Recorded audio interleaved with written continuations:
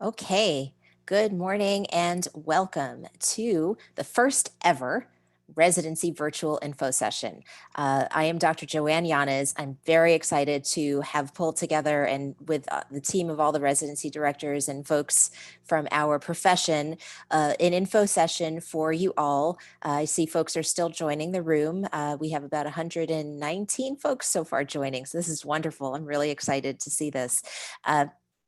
So we are going to have today two separate panels. So the first hour for today is going to cover the following presenters, the residency directors from the supervising programs. So with us, we have Dr. Garcia from Bastyr, Dr. Dee Saunders from NUNM, Dr. Nicole Shifler from SCNM, and Dr. Jasmine Carino from CCNM. And they'll be going through the application process, kind of the nuts and bolts of getting yourself into a residency and applying. And then in the second hour, we will be joined by Mr. Jashar Rentz from the INM, Dr. Dan Reardon, who is a site sponsor, and Ms. Corey Murphy, who's the executive director for the Pediatric and Oncology Association, Associations of Naturopathic Physicians. So we have a really full day for you, or morning or afternoon, depending on where you're calling from, and lots to talk about. So basically just a couple of housekeeping things. All of you are going to be in listen only mode. We'd prefer, if you can, not to use the chat, but to use the Q&A box in Zoom here so that we can track the questions coming through. This forum will be recorded. We hope to get the recording out to you all on Monday.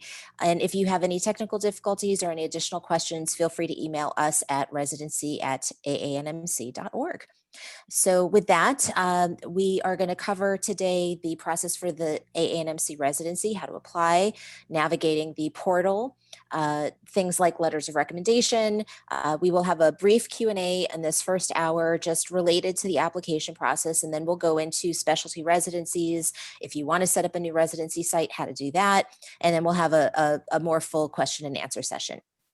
And so with that, I just wanted to cover real quickly some of the nuts and bolts technicality stuff. So the CPNME is the Council on Postgraduate Naturopathic Education, and they oversee through the CNME, the accreditation of these residency programs through the sponsor schools.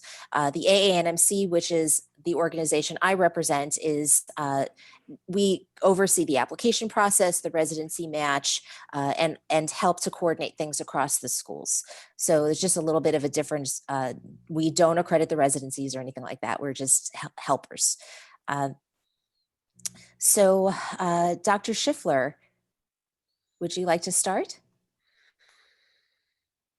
Yes. Hi. Good morning, everybody. Good morning. Or afternoon, I guess, if you're, depending on what coast you're on. Thank you so much for being with us today. I'm just going to kind of go over some basics about residency, kind of encouraging everyone to apply.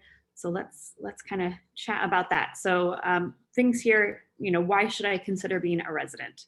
Wonderful things like seeing more pathology, getting more training, and expanding kind of your mentorship. So really, I'm encouraging everybody or all graduates to pursue a postgraduate study program because it's a nice guided mentorship. It also does afford you the ability to see more pathology. The requirement for your program is at least a minimum of 500 patient encounters, but I'm overseeing residents who are seeing about 1,500 to 2,000 patients per program year. So that will allow you to see more pathology and thus gain more information and clinical skill. And I don't know if I'm changing the slides. I believe, yep, thank you. Okay, so some benefits here to the residency. So there is a minimum standard salary of $38,000 for first year residents. That increases with your second year. There may be other benefits included as well, but it is a standard salary. So each site will have different benefits, and I encourage each applicant to discuss that with the sites that they're applying to. The CPNME also does require 10 days of paid time off per program year.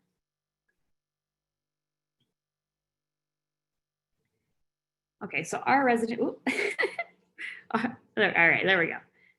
Backing it up. Thank you. So our residency is required. Currently, they are not required, but they are highly recommended. The one state that does have a requirement to practice would be Utah. I believe you either have to have completed a residency or have a certain amount of years experience prior to practicing in that state.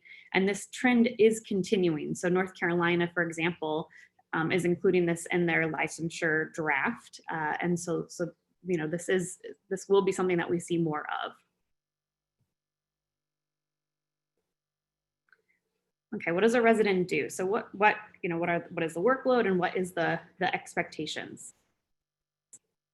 So the program of study kind of can afford you many things. So there's a research requirement.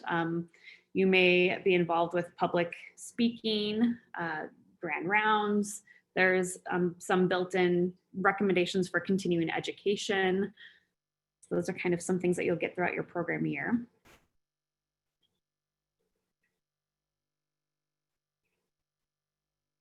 Residents will participate in committees, either on site or within the community. There may be academic courses that they will instruct. On site at SCNM, we have residents who are TAs or second year residents who are actually teaching some courses. You'll be supervising students if you're in an institutional residency, and residents typically will be working anywhere from 40 to 60 hours per week.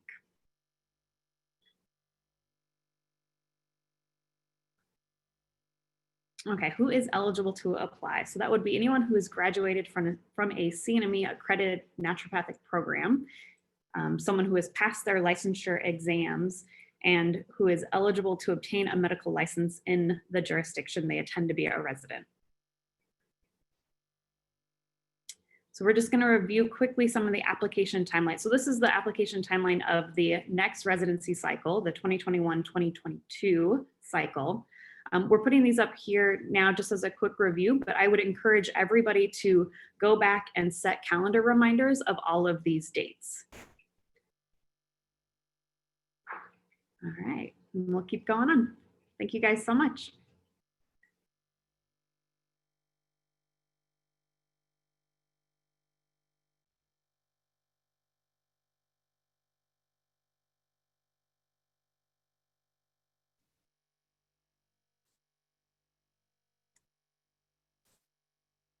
So the next speaker.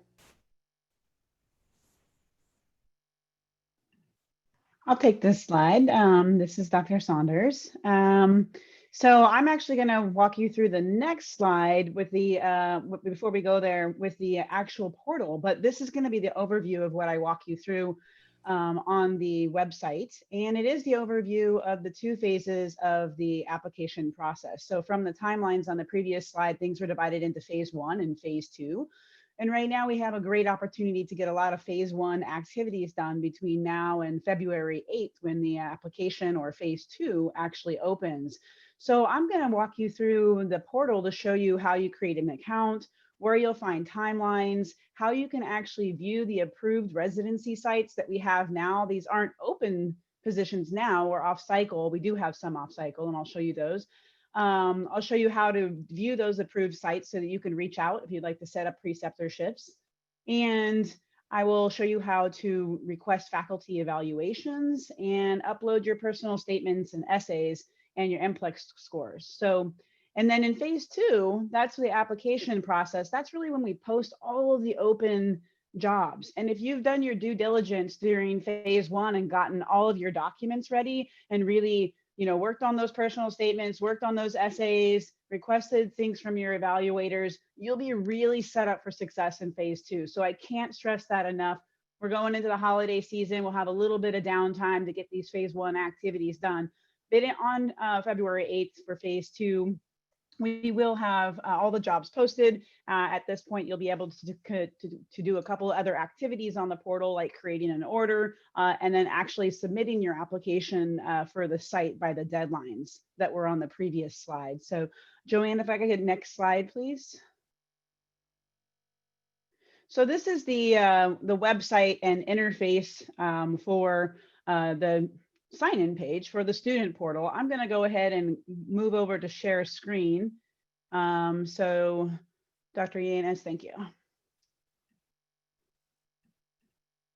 And I will show you, this is the residency portal. It was just on the previous slide. Go to candidate sign in. This is our splash page. Hopefully many of you have already been here. We had an opportunity to register for today's webinar here. Pretty soon I'll be putting the link here for those of you who aren't with us today to listen. And these announcements go across and go all the way down here, and we'll be continuing to add more as we go through phase 1 and phase 2. So again, here's that timeline that we saw on the slide previously that Dr. Shifler was talking about. So again, great things to come in and check, put in your calendar. So over here on the left-hand side, we're going to navigate. I'm going to show you a couple of things. So here's open residencies. So these are actually residencies that are open right now for those that have already passed boards and are licensed. And some of these opportunities do exist throughout the year, aside from this big phase 1, phase 2 match that we're talking to you about today. So I would hit search, and I can see there's 2 openings right now, and I could click into them, look at the job descriptions, and click apply if I had all my documents ready, which takes me to the next one. Here's where you are going to upload your documents. So you go to my documents. You can see I haven't started yet, but if I was going to get started, I would hit add new. I would label my document and then say to the program what exactly that document is, and then browse my own computer, upload it, and submit. And then I would be able to see it listed in my documents. Another phase 1 activity is just registering your credit card. And that can be done on this page by clicking in here. This right now says off cycle because we are technically in the off cycle, but by February 8th, when you're able to apply, this is where you'll click in and put your information. And then as you apply to various sites, you will be charged for each site that you apply to. And the registration or the application fee this year is $49. So a phase 1 activity that you can do, you want to see what sites are actually out there and approved. So approved sites is very different from open residencies. These are just sites that have historically been approved and that you could reach out and see if you wanted to learn more about their program. It doesn't guarantee they're going to offer a program come February, but there could be some preceptor opportunities. So I can click all there, and I can see I have 94 different sites that I could look at this time. And these are folks that have given us permission to just be visible year round, even if they don't host a resident every year. Some people are on a 2-year cycle because they offer 2-year residencies or even 3. So credentials. This is probably the most confusing part of this program of the software is what does credentials mean? And we're going to talk about, did you place your credentials order? Did you get your faculty evaluators? But the credentials link here is where you get your recommendations and your transcripts. And so if I wanted to send the system, ask the system to send a faculty evaluation for me, if I were a student, I would click add new, and I would put the faculty's information in here, and the system's and I'm gonna say something really nice right in here in the comments, maybe even remind them of all the wonderful things that I've done on shift or what classes I was in, and ask if they would be willing. You should actually verbally ask about evaluations ahead of time, but once someone says they'll be willing, this is where you can ask the system to send them a online form to fill out that has your evaluation. And I'll show you what questions it's going to ask in just a moment as well. This is also where you enter your registrar's information to get your transcripts. Once your registrar or your faculty has uploaded the evaluation or transcript, it will appear here under completed recommendations. So you see I have one completed here. Once you see all 3 of your evaluations, I should back up. You do need 3 evaluations and 1 transcript. It's going to go into this credentials order. Once you have all 3 faculty evaluations and your transcripts that are in the completed tab, you'll pop over to your order tab and you'll place an order with us essentially by clicking add new right here.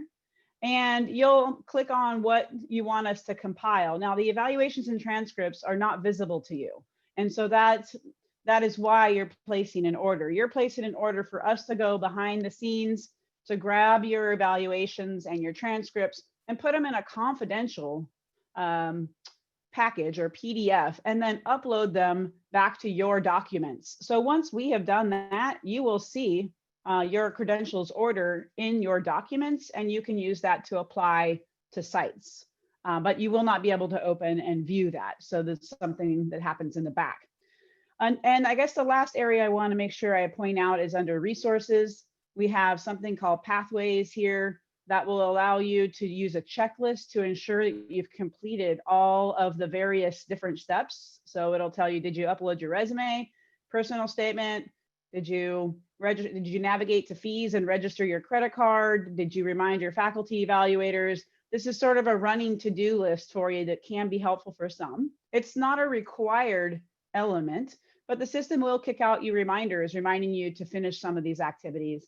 And the final, and I think probably one of the most important things for you all right now, and you are in the exploratory phase and you're looking for information, is this document library. And the document library has a how-to guide for everything that I just said in a step-by-step with little arrows. So here's how you sign in.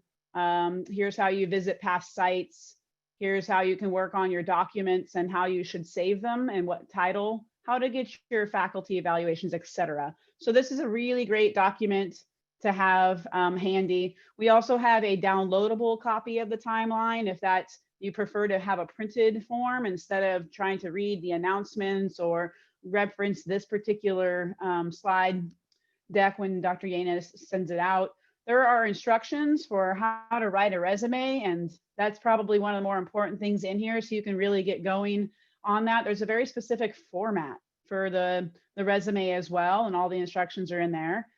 If you're curious about matching, the match process and the guidelines around that, we'll talk more about it when we get definitely closer to the actual application timeline, but they're here for those of you that are curious.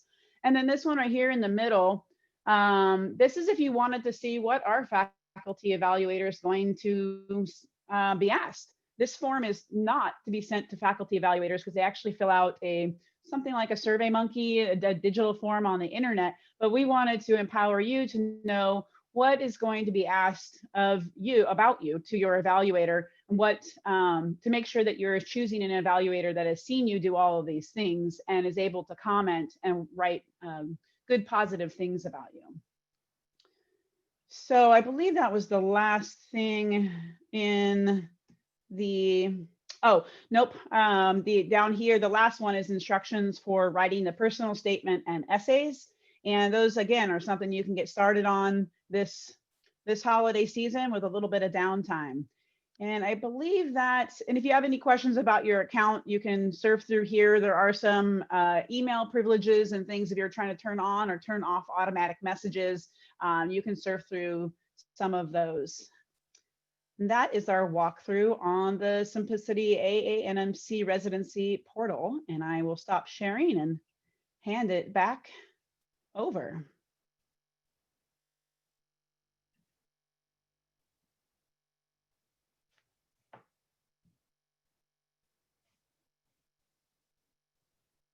Thank you, Dr. Saunders. Next speaker, please. Well, good morning, everybody. I'm Gary Garcia. I'm the Director of Graduate and Community Medicine for Bastyr University. And my goal today is just to explain some of the important key aspects of phase 2 and also what happens after, once a deadline is over. In this particular slide, it's just a reminder to just let everybody know that the cost for the application fee is $49 per site. And the fee is actually going to be processed only after the deadline is over, because we want to make sure that you already definitely applied to a certain number of sites. There was a little bit of confusion in the previous year wherein students had uploaded their application fee, some were early birds and actually began application, and they're saying, oh, Dr. Garcia, I've already submitted my application, so why haven't my credit card been charged yet? Well, that's because the committee will wait until everybody has finally completed and submitted all of their applications before actually moving on to processing the individual applications, because it becomes a very laborious process to add and then refund, add and refund every particular fee if you happen to change your mind before the application deadline. But once the deadline's over, then the application fee is going to be processed. Next slide, please. So as what Dr. Saunders had mentioned earlier, phase 2 is really the actual time when you're actually going to be applying for any residency program that's actually been posted. In phase 1, I'll encourage you to explore all the different approved residency sites, and as Dr. Saunders had mentioned earlier, this doesn't guarantee that the sites that you see is actually going to be offering a residency position. It's only when phase 2 opens on February 8th when we will know which residency sites are going to actually accept applications. And these are the key areas that you'll really need to focus on. You want to make sure that you're aware of all of these deadlines. There's a lot of confusion sometimes in terms of these particular deadlines. If you have any questions, feel free to reach out to me, to Dr. Saunders. If you're from NUNM, to Dr. Shifler, if you're at SCNM, and to Dr. Carino if you are at CCNM. And of course, Dr. Saunders had given you some ideas of what it is to actually create an order, because that's the next step. Once you have your 3 faculty evaluations and your school's transcript, then you're ready to have the committee create your confidential order. Most of the questions about evaluations is, can I have more than 3 evaluations? And generally, we need at least 3 faculty evaluations. However, if you happen to receive more than that, then that's fine. But at the end, we'll be asked, you will have to decide which of the 3 you're actually going to be sending to the committee to collate as a confidential document together with your school transcript. So you may have 3, 4, 5 faculty evaluations. But before you submit your order, you can't submit 5 evaluations. You're going to have to make a decision on whether or not you're actually going to submit the evaluation for faculty A, B, and C, and not for D and E. Okay, next slide, please. In terms of how decisions are actually made, I think this is really important because the committee, the AANMC committee, does not pre-screen. We just simply process all of those documents, and once we certify that this is all complete, then we send out a link to the individual residency directors, and then they are actually the ones that are actually going to review your submitted evaluations. Now, there are many ways of getting notified or getting notice in terms of your application strength. It might the key, of course, is to have. Period. So we only had 2 people express interest in.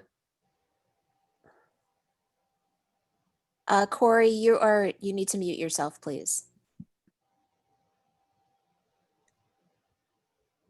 Go ahead, Dr. Garcia. Sorry about that. Oh, yeah. Yeah, I thought there was a question, so that's why I stopped.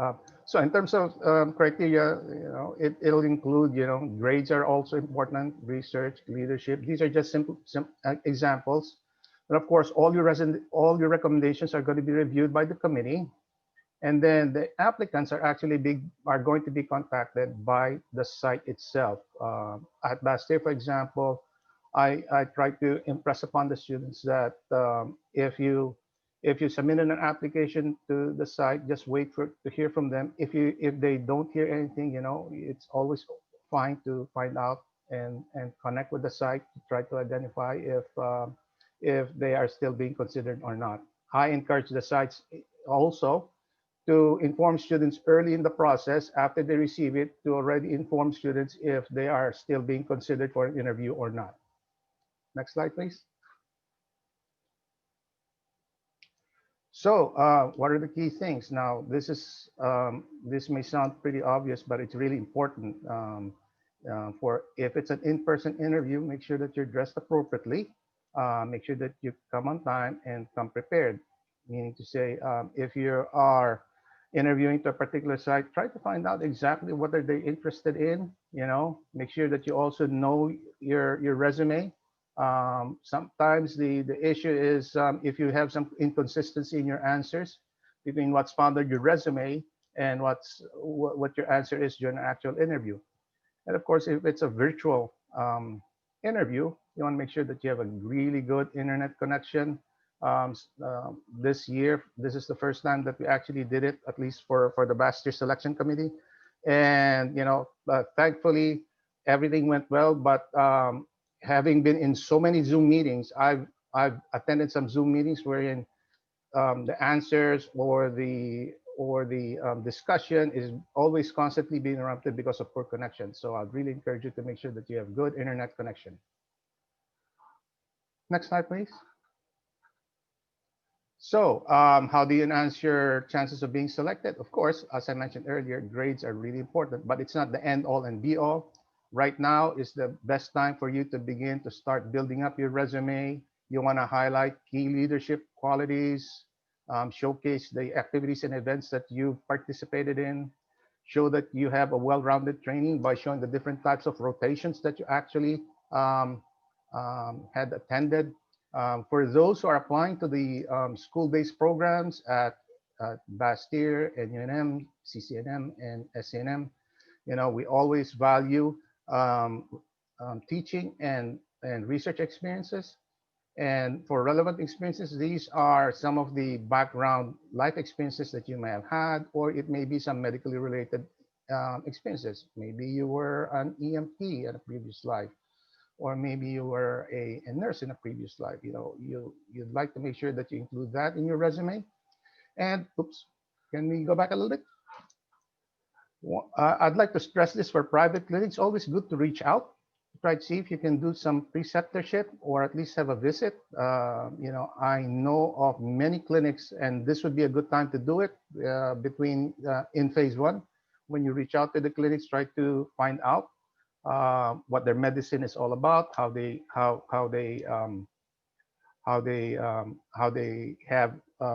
the different how their different residents are actually performing if they have residents right now, and also have a conversation about what their general expectation is. And the key here really is to just be organized. You want to make sure that you get things done well before they actually happen. Next slide, please.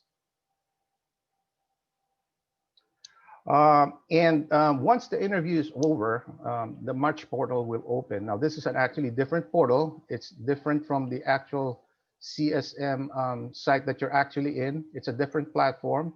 So I just wanted to point that out because over the years, students have always asked, okay, where is it going to open in the actual portal that we've applied in? Well, it's actually a different portal. A link will be supplied to you by the AANMC once the interview period is over. And the key here is to remember to only submit the names of sites that you interviewed in, and only submit the names of sites that you intend to accept a residency position in.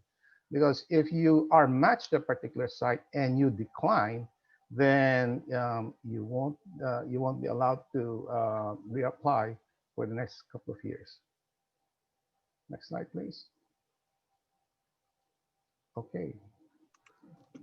With that, I'll hand you over to Dr. Jasmine Carino.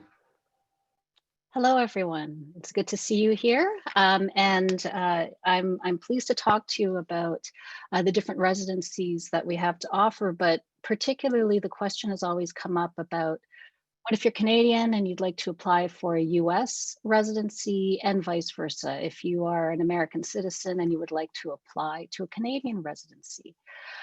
It's not impossible, but there are significant barriers that I want you all to consider. You know, in terms of applying for a visa or work permit, the burden of responsibility for the costs and the time is on the resident applicant. We have had successful applications and residents go cross-border, but it does take a bit of time, and some of the time delays have impacted the residency start dates, and it might impact your ability to meet residency requirements. Knowing that often residency hosts, even though they may be very encouraged by your strong interview, they may be discouraged from accepting your application. Next slide, please. So with that in mind, this goes back to the question of, when will you be refunded? And I'm just going to outline, because these questions come up annually, when can you be refunded? And these are the examples and when you will not be refunded for residency applications. If the site accepted you in the match, but visa or work permit delays have forced them to accept the next candidate, unfortunately, there won't be any refunds available. This is out of everyone's control. There's still quite a bit of work that's involved in that process. If you originally applied and interviewed at a site, but decided you, the applicant, weren't interested in including the site in the match, that is also an example where you will not be refunded. The site interviewed you, but decided to hire someone else. Once again, another example, or the site interviewed you, but decided not to hire a resident this cycle.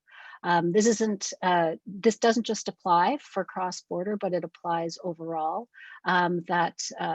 Sometimes these things happen, and unfortunately, that refund is not available to you. And if the site decides not to offer you an interview as well. Next slide, please.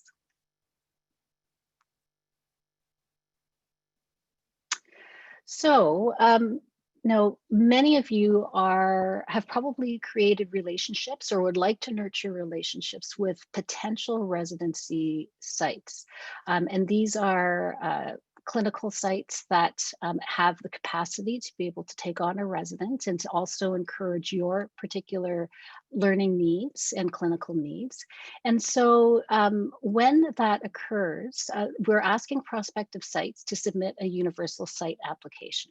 That information is available on the AANMC website. And essentially, they need to fulfill or complete an application. And the application undergoes review and vetting. It is up to the site directors to ensure that they meet CNME standards and guidelines with respect to residency expectations. You need to ensure that they have the capacity to support you both financially as well as educationally, that there's a good clinic patient base in order to provide you with the experiential learning that's available for you, as well as other things. So it takes a bit of time to ensure that those criteria are met, and you can expect probably a 4 to 6 week turnaround time before a site gets approved. Then the report is submitted for CNME approval, and like I said, the approval process does take about 4 to 6 weeks. Sometimes there may be a site that doesn't necessarily have a naturopathic doctor as supervisor. If that is the case, it's not that the residency is closed, it's that the residency at that site must have a naturopathic advisor. So, we appreciate the value that many residencies can offer, and so long as the naturopathic perspective and orientation is provided you throughout your training, that is something that the CNME has accepted, and that we certainly can accept during the application. So, we have had our team talk about the pre-match and, the match process and the timelines associated with that. So what happens when there isn't a match? Because sometimes that happens. When there are sites that aren't matched and they'd like to fill their open positions, then you'll see that these sites are made available post-match. And then new sites may also become available after the match. So essentially, students who are not matched can apply to these sites. Next slide, please. So as a recap, there's quite a bit of work to do, even though the formal time for credential and application and submission of documents doesn't have to happen until a certain date. There's a lot of work that can happen in the phase 1 period. Contact the site that you're interested in. Get to know them, network, and let them get to know you in terms of your interest in the residency program. If you are able to do some preceptoring, please do so. Start working on your resume and your personal statement and essays. You don't want to leave that to the last minute. You know, specifically for those people that aren't applying in Ontario, look for your NCLEX-1 scores, because that's an important thing that is taken into consideration when you are applying. It's time to start also talking to your faculty evaluators. Speak to them, let them know, ask them about, you know, if they would be willing to be a referee for you. And if necessary, they may ask for a resume or a CV, or you may want to volunteer it in order for them to give a more holistic evaluation of your skill set beyond what's happening in clinic. And also, when we have things like, you know, when you're requesting faculty evaluations and transcripts, please go through My Credentials. And finally, make sure your profile is updated to, you know, to today's, to who you are today. Next slide, please. So I'll just say, we are who we are. The information is listed there. Thank you, Dr. Garcia, Dr. Saunders, sorry, Dr. Shifler. And we are all here to assist you in your quest to move forward in your career as a naturopathic resident. Thank you all. So I know there are some questions that have come in, and we've been doing our best to answer them. For those who have come in late to the presentation, if you wouldn't mind putting your questions in the Q&A box, just so that other attendees can see the questions that have been asked already, that would be really helpful. So let's see, I am going to just put up our contact information from the AANMC. So if you have questions after this event is over, please feel free to email residency@aanmc.org. Additionally, if you are a student at a school that does not have a residency director, we can also provide you information as well and get you connected with somebody so that you can have some questions answered. So with that, we're going to take a Q&A. So I'm going to stop the share really quick so I can see the questions. And feel free, residency directors, to jump in here as we get through, as we go through these. So let's see. I want to go back to one of the questions that was answered already. And that was in regards to the board examinations. So if you graduate in June, will I be matched before taking boards? So can one of the folks from the schools answer a little bit more the connection between board examinations and starting residency? Sure, I'll take that.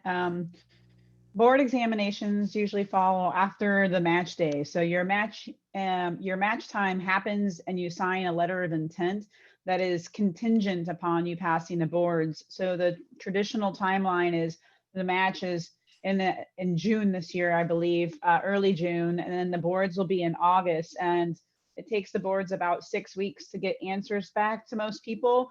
So we have a start date for residency for most sites around October 1st. I'll say most sites. There's certainly some that are slightly off cycle from that. So there is a little bit of a waiting game, and there's a lot that's on the line, indeed. But you'll at least know your match before your graduation date. Thank you. We've also had experiences at our clinic where, the person had maybe not passed the boards when they thought they were going to pass. And so if there are potential residents that are really concerned about that contingency, it doesn't mean that it's the end of the world, but it does mean that things get paused for a moment until you can get back and get those boards passed. But it doesn't necessarily destroy the potential of that residency either.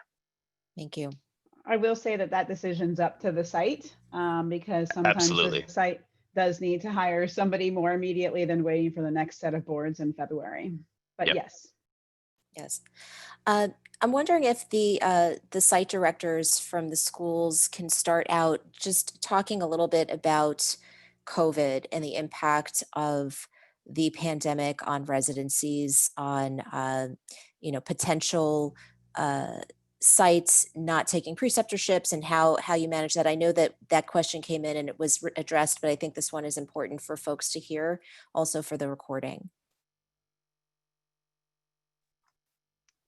Okay, maybe I'll start. When it comes to the impact of COVID on the residencies, at least that I'm associated with in Canada, it's had quite a bit of a ripple effect. One is that the start date for many of our residencies have had to be delayed because of the delay in writing the board exams.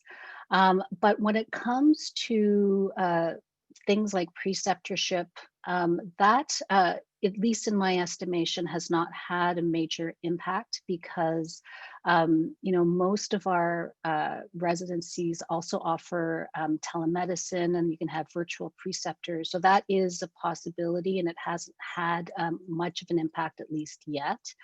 There is the assumption, and it's an assumption that I think is quite accurate, that graduating from naturopathic program, even during COVID times, still means that you are a competent naturopathic doctor, and they are looking for graduates that have a skill set that could cope with a COVID reality, as well as with in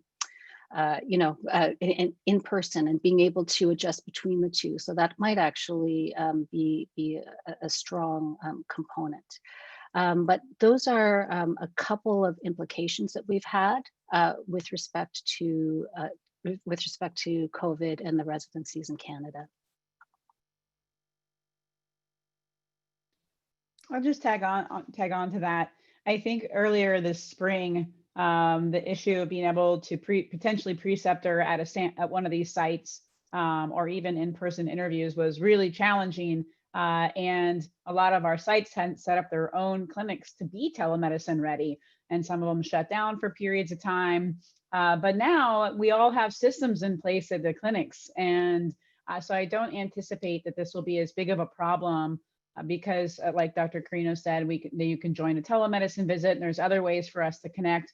Most of our site directors have jumped on board with technology, and site and clinics are staying open now, moving forward with the precautions. We have enough PPE. We're doing some in-person procedures, all of these different aspects. So I don't think this upcoming cycle will be as difficult, because we have so many systems in place. One of the biggest challenges that COVID's presented to students, I think, has been maybe some of the lack of physical hands-on experience they might otherwise be getting within the university setting too. I know in some of the university clinics, it's been very challenging. And so I think the biggest thing is that it underscores the importance of a residency, because to get that extra postgraduate training in a clinic that really is doing some volume is incredibly important. So I just want to echo what Dr. Saunders and Carino said. Thank you so much. Okay, we'll go on to the next question. Let's see. There's a question about how many sites you can apply to throughout the process.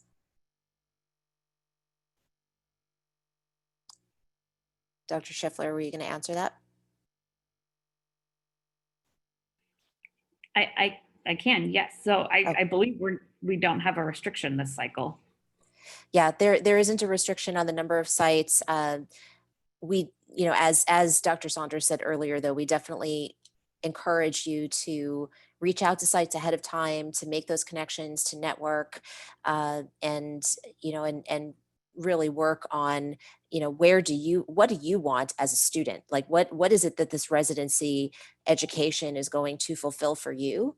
And what is the gap in that for you to identify what would be a good fit?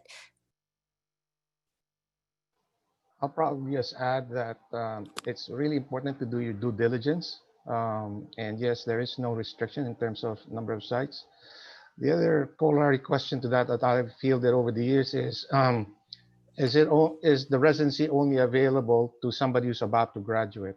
While majority of the residencies are available not only to those who are about to graduate, there are some sites that would limit in terms of the number of years. So just make sure that you do your own due diligence, but I would say probably 99% of the residency sites, they're open to those who are graduating or those who are recently graduated. Thank you. So there is a question about NPLEX timing, and if somebody takes their NPLEX 1 in February, would that be too late?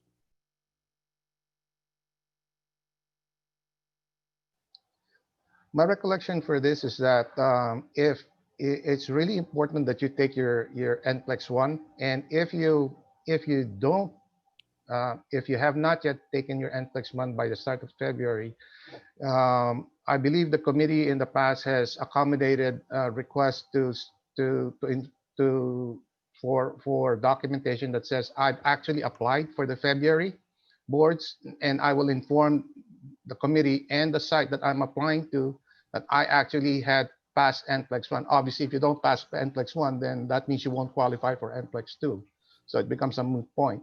But there has been some leeway from a committee's perspective to say, yes, put it in a placeholder, show some documentation that says you actually applied for NPLEX 1 in February and that you are going to be informing the committee and the sites that you've applied to that you have passed NPLEX 1. There was another question, Gary, from a Bastyr student about taking board exams.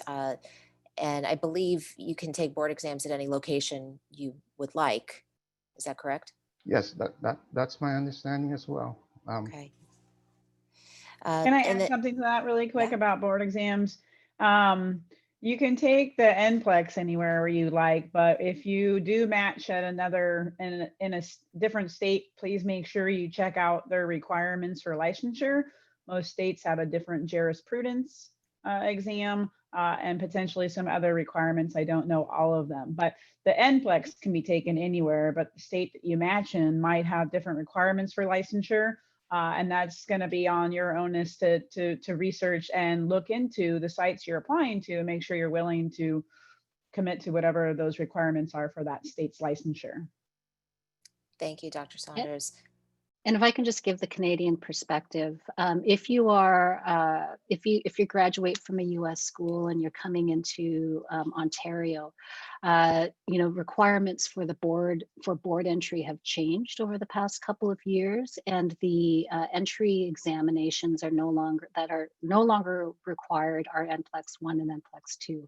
So you're required to write the College of Naturopaths of Ontario biomedical exam as well as the clinical science exam post-graduation, and that is slated for July and August of this upcoming year. So and there are specific requirements. People often ask about, do I need a minimum number of acupuncture or TCM hours in order to come into the program? So once again, do your due diligence, find out what the requirements are within that jurisdiction, and you can apply accordingly. Thank you. There's one thing as you all were speaking earlier when you were talking about interviews that came to mind for me. I know that students are probably, we're strongly recommending that you reach out to sites over the holidays. One of the things that I think people don't always recognize, you make a good impression on the doctors that you're speaking with, but the staff often weigh in on or maybe asked their opinion on the residents and who did you interact with, who was polite and all of that. And I see folks nodding a lot. And so, and this is just a good life skill. Like, we should always be treating people kindly. We should be treating people professionally and respectfully.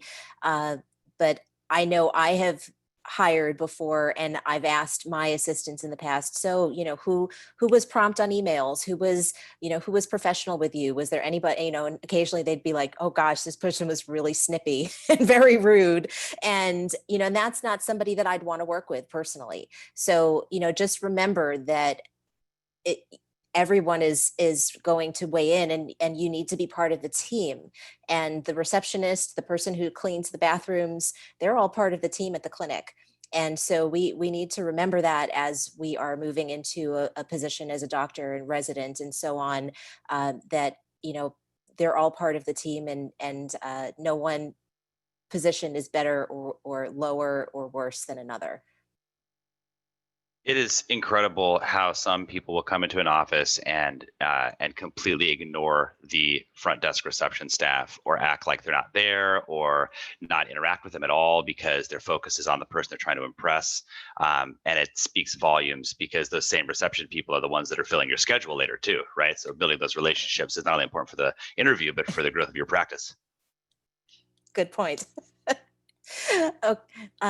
Okay, so there's a question that came in.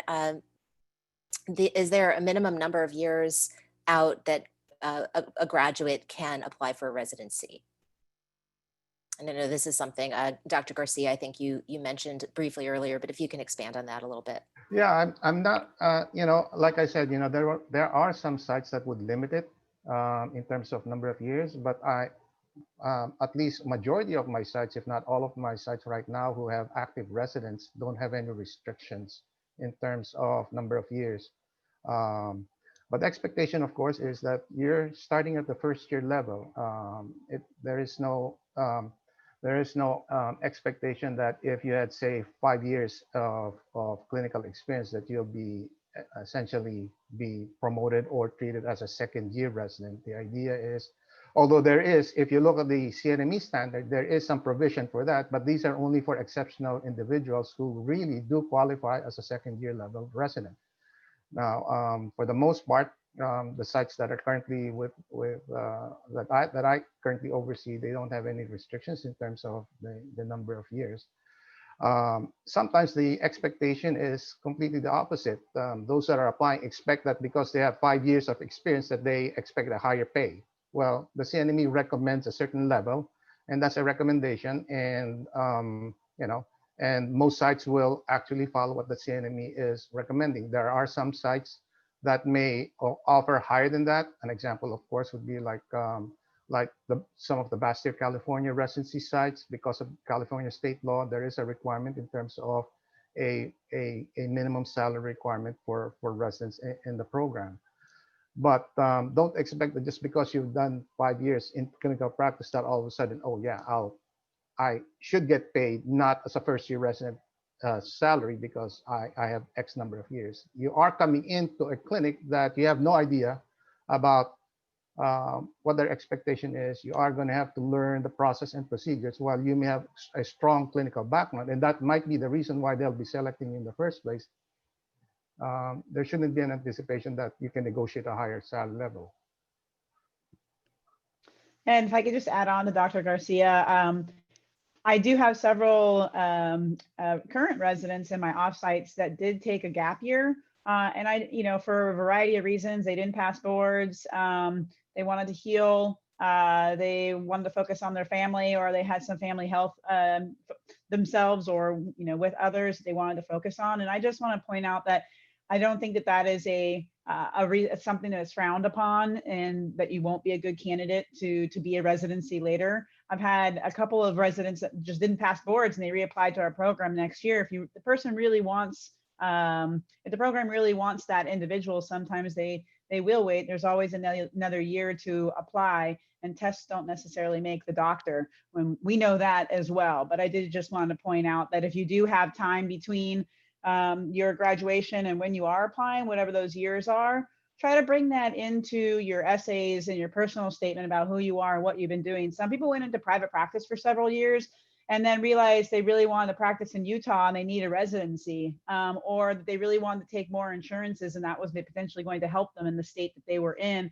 and their goals changed and they just worked that right into the essays and the personal statements, you know, like I chose to start my family or whatever those pieces are, and just own them, and they're not going to be frowned upon. Thank you. So there was a question about residencies not being offered because of COVID. So I can speak to last cycle was an unusual cycle. And I think everyone will agree that we were, you know, we did our best, and we know that it was a little bit bumpy for some folks. But we're really shooting. I think that many clinics have been able to bounce back to better understand the market. PPE is not as much of an issue as it had been. So we are not anticipating as much of a drop as we saw last year, or last cycle rather. I don't know if anyone else would like to speak to that.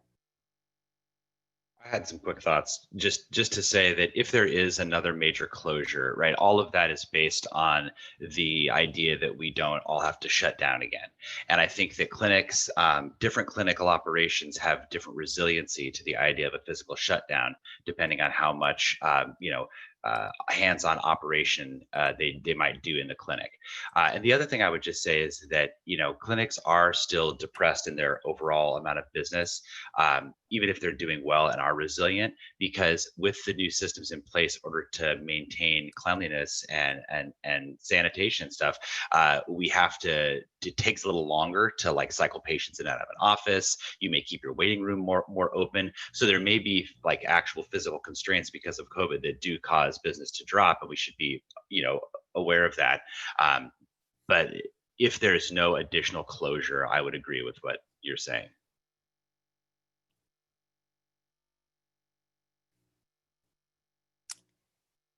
Okay, I think, you know, we've got the big COVID elephant in the room, so you know, it is what it is. I think there, you know, what I'm seeing from students is concern, like if you can't meet, you know, you can't meet a clinical team in person, you know, if your year looks a little bit different because of the pandemic, could that affect selection? And I don't know if any of the school directors would like to speak to that.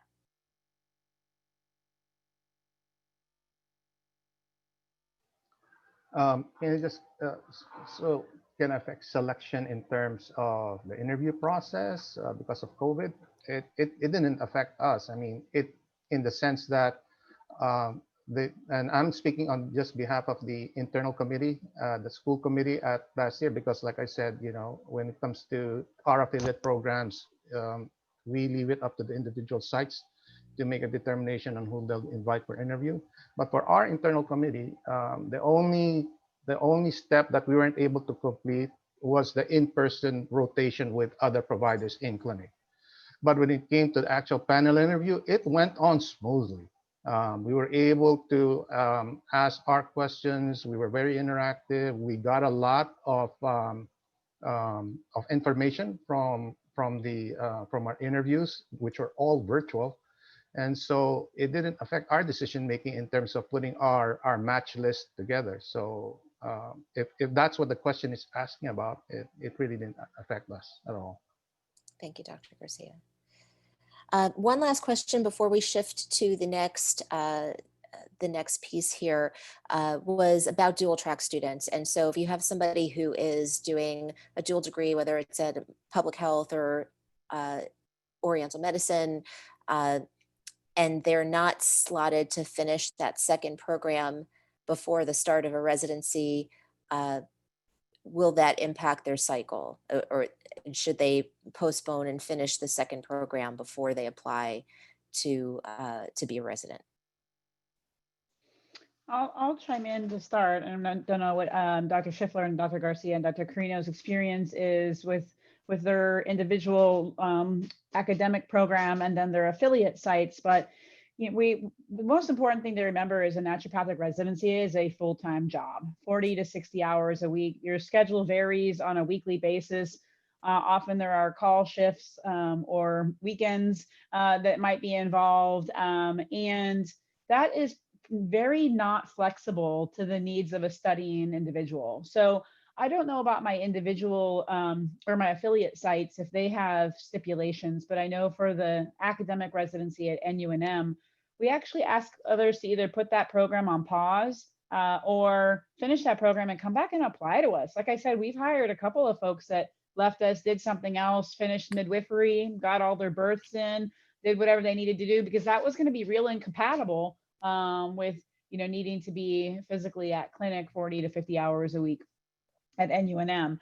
So I would say checking in with others and then just asking yourself for your own sanity what you want to commit to, because a postgraduate year, a residency is another year of education. There are clinical medical education modules that you might have to fulfill, resident education courses, a ton of research on your patients and learning. It is a full education process in addition, and you want to benefit from that and not be running crazy. But those are my thoughts. I'll let the others chime in.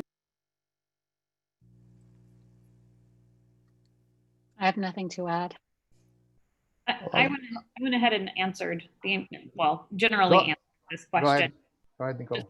Yeah, thanks. Sorry, Gary. Yeah, so really you should kind of chat with maybe who the residency director would be to give more specific information, because just like Dr. Saunders mentioned, there may be space for you to complete some other academic program depending on how many hours that would require per year, or I'm sorry, per week. So it's completely dependent. So check in with the residency director on that. Okay, so I'm mindful that we're now at the second hour, and so we have joining with us Jashar Rentz from the INM, Corey Murphy, who is the executive director for the PED ANP and the ONC ANP, and then Dr. Saunders and Dr. Garcia and Dr. Carino are going to talk a bit about some of the more specific residencies that are available with focused types of residency sites. So with that, INM, you are up first. Wonderful. Am I able to share the screen? Yeah, I will stop my share. Great, and I will start a share. Perfect. Watch this. Good to see everybody. Hopefully, are you all seeing something that says the INM residency on a PDF in front of you? Yes, you might want to make it full screen though, because it's a bit small. Okay, let's see if I can make it a little larger here. Because we got your side panel there, yeah. How's that? Okay. Okay, sorry this isn't in slide form. We put together a really cool promotional magazine for the INM residency, but let me just kind of give you some quick broad strokes of what we're trying to accomplish. First off, I'm not employed or work for INM in any way, but I am affiliated with them because I was part of the team along with Dr. Garcia that built the underpinnings of this residency consortium. And so I work very closely with INM, but I'm not on their payroll, just FYI. I am the co-owner and CEO of Alpine Integrated Medicine. We're a naturopathic clinic here in Redmond, Washington, and we have been hosting a residency through this INM consortium for the last couple of years. The INM residency consortium has two goals. One of them is to increase the availability for postgraduate training opportunities for naturopaths, and the big goal is a resident for every naturopathic graduate. Right now, we're working toward that. We're 3 years into this consortium, and we're already built to, I believe we're offering 20 or so residencies out of our consortium of clinics this year. The other goal of the INM residency is to increase the rigor of residencies around the concept of real-world business mentorship. And so there is some conscious focus on the nuts and bolts of running a clinic and being successful monetarily as a doctor built into the medical mentorship as well, because what we were hearing from graduates is that it's very hard to kind of get going, and even though their medical training was feeling pretty good, maybe some of the other underpinnings of running a clinic might not have been as strong. So we wanted to build that in to our clinic, or to our residency program. So just kind of scrolling down a little bit. It's a 2-year experience. So when you commit to a residency within this program, what we're looking for is someone who wants to spend 2 years. And the idea is that first year is really about learning the ropes, getting a lot of experience. And then that second year comes into more of a focus of autonomy. We invited one of our residents, Dr. Dan Reardon, who actually was just hired onto our staff at the clinic, but did a 2-year residency with us. Unfortunately, he had some family emergency issues back in and had to go back home to deal with those, and he's not able to join us today. But if you're able to reach out to him and want to hear more about his experience, we can try to get his voice in there at some point. And I think you can actually get hold of this magazine and check out a little bit of what his experience was like in the residency magazine here. Sorry, I'm having a little bit of a hard time navigating everything with all of the screens. So I'm sorry about that. Let me just kind of back this out just a touch. Oh my gosh, I'm totally blowing the slide. Thank you guys. So I'm really, really sorry, but hopefully I'll be able to talk through it and then take any questions that you may have. But basically the way that this works is you would apply to the residency clinics just like you'd apply to any other clinic, but you may note in your application process that the clinic is a part of our consortium. If you are a part of our consortium, we just do a couple of additional things in addition to the residency and the business mentorship. There's a medical mentorship component, and it is very strong. We try to recruit the best possible clinics and mentors that we can. One of the people that is part of our consortium is Dr. Molly Niedermeyer from Emerald City Naturopathic Clinic, and she's spotlighted in the magazine should you choose to want to read about that. The business mentorship is focused around day-to-day business mentorship and pulling back the curtain of what's happening in the clinic operations. And it also includes focus on creating a business growth project for your host clinic that you manifest over the course of the 2 years that you're there as a resident. The culmination of that project is a presentation out to your peers about the successes or growth areas or failures with this business growth project. And the idea is to learn about the process of authentically growing your clinic and growing your success in a sustainable way.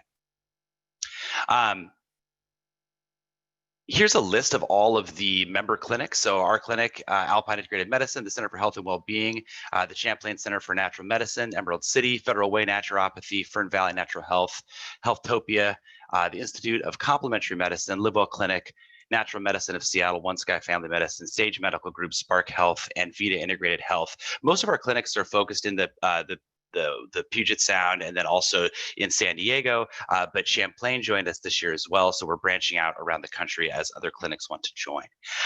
So I guess I'll stop there and just say that if you have questions, feel free to ask them. I'd be happy to answer anything you want to know about. And if you want to reach out for more information as a resident or as a potential partner clinic, let us know in the future, and I'm happy to answer any questions you might have.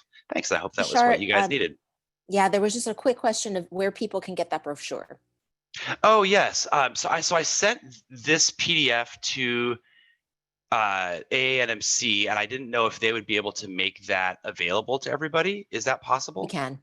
Because that's the idea before COVID happened. It was that we made this really cool, awesome magazine that we were going to drop off to all the campuses and as a way to promote this really cool program that we're trying to manifest. And then COVID happened, and so we're more electronic than that now. Yep. Yeah, we can do that. So if folks want a copy of this, please email residency@aanmc.org and we will get you a copy. And if you want to learn more, you can go to naturemedpro.org to go to the INM website and learn about their initiatives. If you don't know about INM, I didn't do a very good job talking about INM, but they're a pretty awesome organization, honestly. They're focused on the promotion and the success of naturopathic medicine across the country and the growth of it. One of their focuses is growing information, but another focus is developing postgraduate opportunities in this residency program. And I'm really, really proud to be working with them. And I want to really just give a shout out to Dr. Michelle Simon, who's the president of the organization, who has been a trusted partner in shepherding this process along. And she's just done a great job. So. Thank you. Okay, so I'm going to go back to our slide here. Let's see, whoops.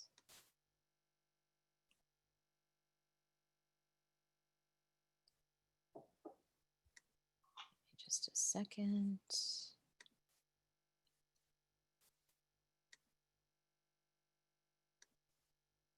Get that shared. There we go. Oops, I'm seeing a question about INM opportunities for Canadians. It really depends on which clinics are partnered with us. So if you want to reach out and talk about that with us separately, then we can certainly start to maybe open that door. But right now, I think they're limited to the clinics that we have partnered with us in the States here. Okay, thank you. All right, so we are going to turn this over, and all the panelists will be available during the Q&A as well. So I just want to make sure that we get to everyone here. So we have with us Corey Murphy, and so Corey is going to talk to us a bit about some specialty residencies with the specialty associations in naturopathic medicine. Thank you, Corey. Great. Hi, everybody. As Joanne said, I'm Corey Murphy. I am the current executive director of 3 specialty associations, the ONC A&P, the PED A&P, and the Endo A&P. But I've been intimately involved with either the start of or they help me with the board certification process for a lot of the other groups. And so I just wanted to talk a little bit about specialty residencies specifically, and kind of what those look like, and some kind of special tips around those areas, and then yeah, just answer any questions about those. So obviously, I should say actually at the beginning, all CNME accredited residencies are kind of general naturopathic medicine residencies. So when you get your CNME residency certificate, it doesn't say completed a naturopathic pediatric residency. So it's just, kind of from the outside, everything is a general residency, but clearly a lot of residencies, that are offered to our ND students have really clear focus areas. And so some of you in your schooling have already found your niche, and maybe you even knew when you started naturopathic school that this is what you want to do. But for those of you who've kind of found it along the way, doing a residency in that area is a really great way to deep dive into these areas. It's also kind of the way to fast track board certification. So a lot of these specialty groups either already have or are in the process of creating a path to board certification. And for almost all of these, there's a kind of a path of experience, because obviously there's not enough residencies to go around to everybody. So residencies aren't required to apply for board certification, but they do kind of create a fast track to those. So especially if your kind of career goals are oriented really at kind of specializing in an area, doing a specialty focused residency is a great way to do that, and can really help in the business development and the business side that we were just talking about. There's a lot of studies around business profitability and success when you're able to kind of niche and specialize instead of trying to be everything to everybody. So, so on here we have kind of just some tips for application and interviews. Now, I was on for most of the first half, so I know, Gary, several people kind of talked about some of these things. So some of them I'll skip over. I'll kind of adjust specifically for specialty things. But obviously preceptoring is important. I think that if you were to find some silver linings with COVID, because things are virtual in most cases, I think there maybe are some opportunities to preceptor with people across the US or in Canada. Maybe you wouldn't have had the opportunity to travel to in person. So think of that as another potential that might, the door might be open a little bit more to places that maybe you wouldn't have had the opportunity otherwise. And I think it's also really important to consider, especially in certain specialties, maybe like oncology is the one that pops out the most specifically to me, is also consider putting yourself out there to try to preceptor with your conventional counterparts. I think as far as an application thing, that always looks really good when you're kind of showing, the integrative piece of what you're looking into. And then other ways to buff up your application is really having stuff that's relevant to your specialty specific work. So have you attended conferences or done additional elective classes that are offered at your school in that specialty area, and really highlighting those, on your CV or in your personal statement. If you are a student member of some of these associations, I think that bodes well in somebody looking to see that, oh, clearly you've had an interest in that, and then kind of going a step further. Oh, you were a student member on the membership committee of the Ped A&P, or you were a student rep for the Endo A&P, or you were part of something I didn't put on there, but several of these schools have clubs for different specialty areas, right? I know Bastyr has a really, NCCNM also have really robust like pediatric clubs, and UNM has their oncology club. I mean, they all have, ebbs and flows, but I think getting involved in student clubs, anything that can really show your focus in that area is really important. And I think something else that I would just kind of chime in here with specialty residencies is during the match process, I think that, what's really important is for the success of both, right? For the residency director and the resident, you want to make sure that that fit is as good as possible. And I think especially with residencies that are really focused, right? That are 100% or, 80% in one area, it's really important for you to know that going in. And I think making sure you've kind of done a little bit of soul searching and know that that's what you're interested in, as opposed to still figuring it out, can really set up for a successful matching.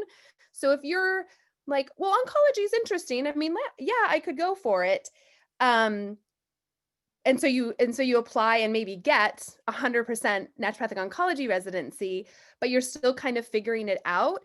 Sometimes that ends up, especially because it's 100%, if it doesn't end up being the thing that interests you, then it doesn't end up being a great pairing. And so I encourage people, as they're looking into sites, if they already are very committed to a specialty area, then go for it wholeheartedly. If they're still kind of figuring it out, you know what I mean, and still want to dabble in lots of different areas, I think that's where, going with a more general, naturopathic residency, a more primary care kind of whole family practice. So you do get more opportunity to dabble in those areas.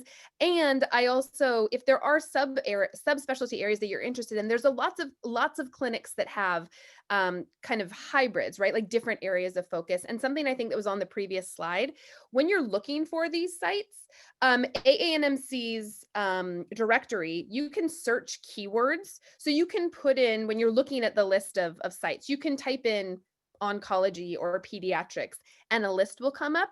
And the specialty groups do a good job of kind of cross-checking that list to make sure all the ones that we're aware of that are oncology or pediatrics are tagged as such. But I do want to caution or say that just because something is listed, let's say, under an oncology residency with the keyword, doesn't mean that it's full-time oncology necessarily, or that it would qualify to kind of get you on that fast track to specialization. Some of them put oncology because 30% of their practice is oncology. So it's a good chunk. So they definitely want to highlight that as a feature of the residency, as opposed to ones that it is an oncology residency. So I just, to echo what some people said previously, doing your due diligence to look into the practice and see, okay, is this all oncology? Is this all pediatrics? Or is that just a large focus area of what they're doing? The other bullet point that was already said is, do your research on the clinic, the provider, be ready with a list of questions. It's I've heard from different residency directors and different interviews, you know, they've been amazed sometimes when people come in and don't really have questions for them, or don't seem to have done just kind of some of that basic research of like reading their website and understanding who they are. And so that might seem just kind of like basic reminder information, but sometimes we need those. And then the last thing on there that I would also mention is that something to consider also when you're thinking about where you want to do a residency is where you might be interested in practicing. So by no means do you have to be paired in an area that you then are going to settle in. But if you think about a residency as a starting point for your practice or where you want to go next, it's important to know what the opportunities are, right? So even when you start your interview, it's important to know, hey, is this something that, you know, potentially has the, you know, after my residency, is there potential for being hired on at this clinic? Like a lot of clinics are set up in that way where, you know, they are hoping to train a resident and then bring them on as an associate in their practice. For other practices, that is not part of their business model. And so I think knowing if that is even an option and knowing that from the beginning is helpful.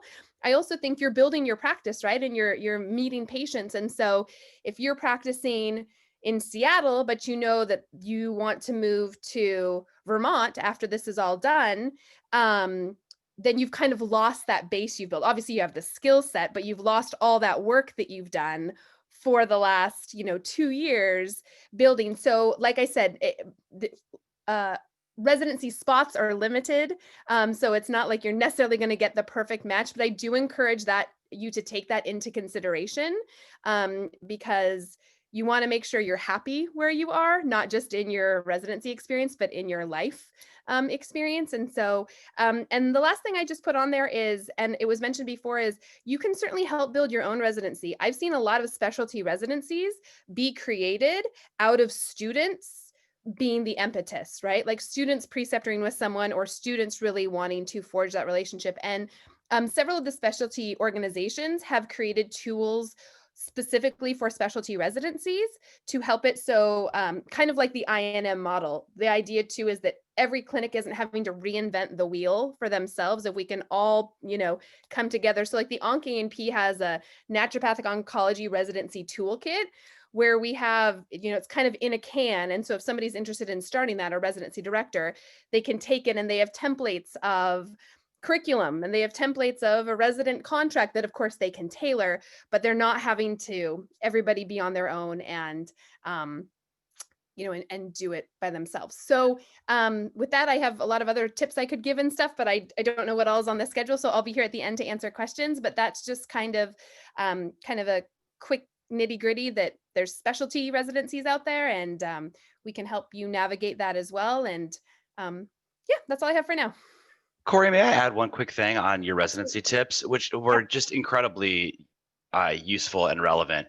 I would also just add one other thing, which is remember to be humble, because you've got a lot of experience as a doctor, but your best possible scenario is you're a really strong rookie, right? And so just remember that, because sometimes we've been in interviews, it can be off-putting if the person doesn't recognize that this is still a learning experience. They may be very intelligent, they may be very, you know, have a strong work ethic, but even the best possible graduate still has a lot to learn. And that's an important like mental space to inhabit in those interviews too. Fully agree.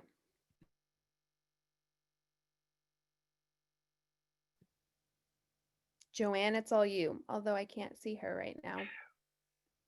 While we're waiting for her, I had one more comment because you mentioned the INM program and it becoming like building a residency.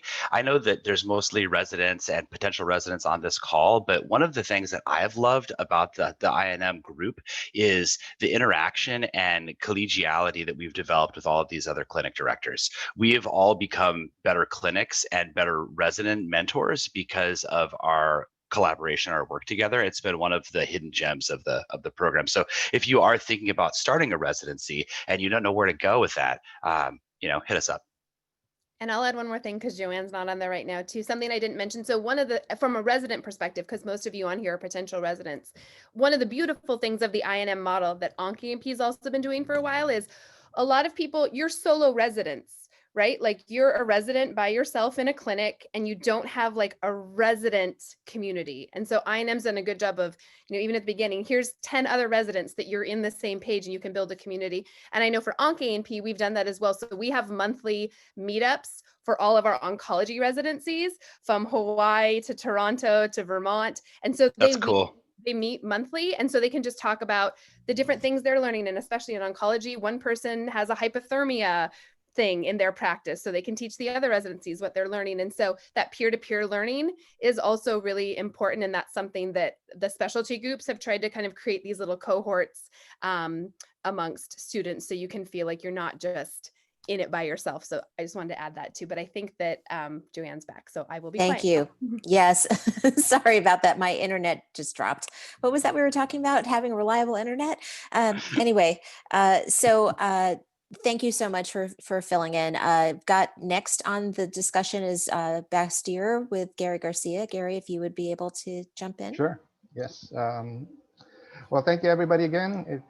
I'm going to be talking specifically about the school-based program. Bastyr has several affiliate residency programs. The INM group is an example of that. There are also many naturopathic oncology programs and pediatric programs that are affiliated with Bastyr, but I'm going to be specifically talking about the school-based program. And so, and if there are any questions regarding this, obviously, I'd be more than happy to answer those questions. And this slide just is a bullet point item of the two teaching clinics, which is the Bastyr Center for Natural Health and the BUC clinic at San Diego. We have 3-year levels at BCNH and first-year residency available at BUC. Next slide, please. This is just to give you an idea of the hierarchy, if you will. At BCNH, I work closely with the Chief Medical Officer, Dr. Jamie Wallace, and the Clinical Associate Dean, whose appointment is going to be announced in the next few weeks. And I am the residency administrator, and essentially for both programs at BCNH and BUC, I have to make sure that our programs comply with the CNME standards. At BUC, Dr. Tim Schweiger is the Chief Medical Officer, and I work closely with him with regards to specific questions that he may have for residents at the San Diego clinic. Next slide, please. These are the 4 core teaching and learning activities.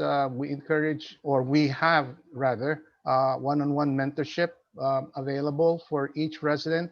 We assign them to different patient care shifts in the form of either paired observation or even some solo shifts once they get into their winter, spring, and summer quarters. We have regular case conferences. An example would be our journal club that we have every Monday from 12 to 1, and this is between the residencies at both BCNH and BUC. Each resident takes a turn to be able to present our journal club. Next slide, please. Okay, let's see.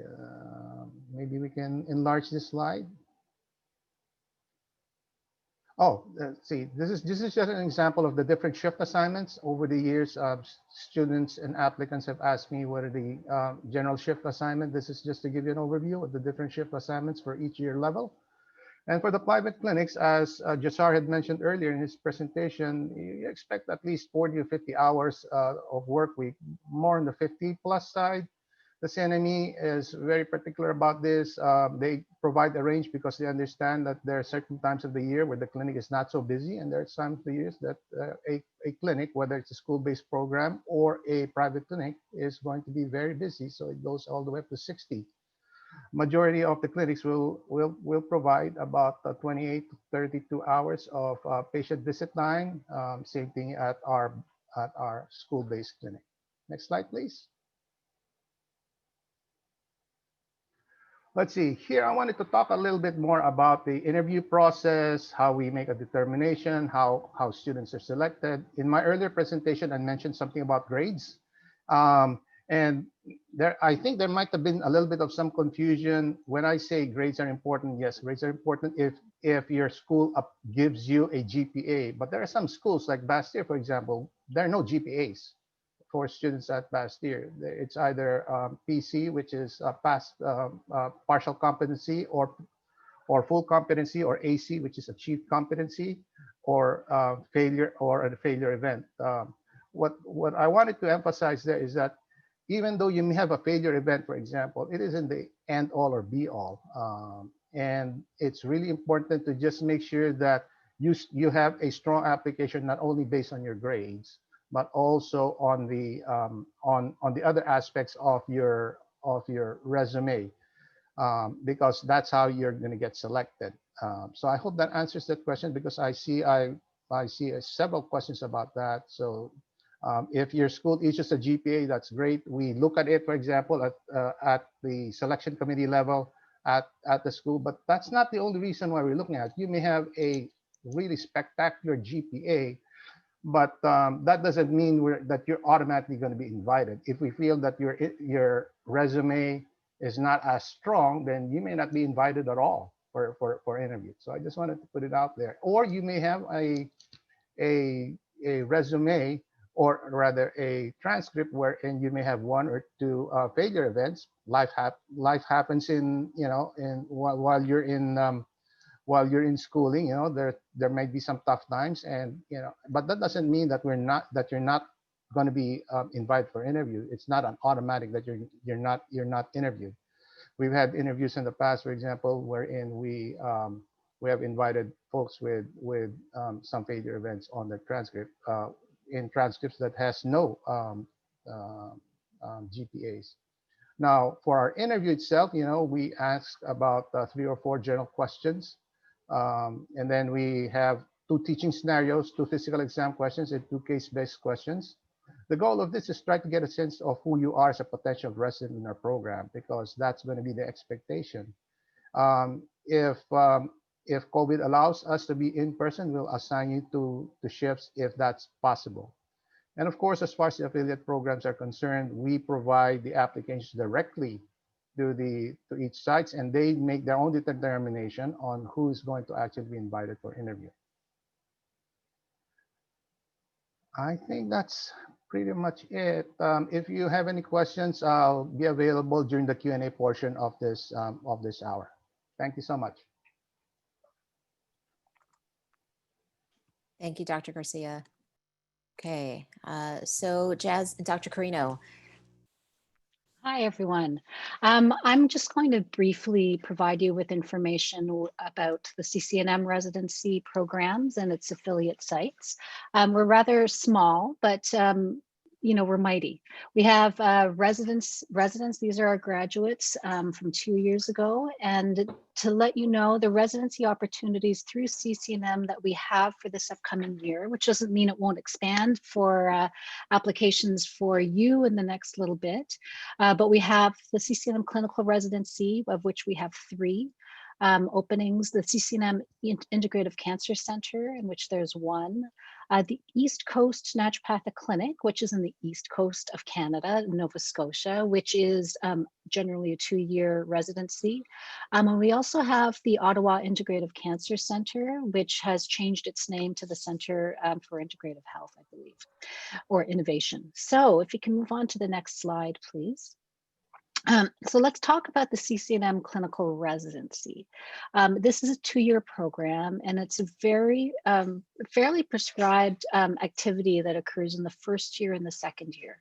What we're doing is we are training leaders, teachers, clinical naturopathic clinicians. And, there's a lot of roles, experiential activities that occur in that, as well as academic activities that occur that support that. Dr. Yanez, if you can go back to the screen, that'll be great, please.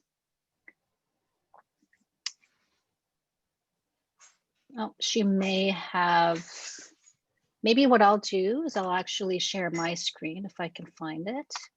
All right, so I'll do that.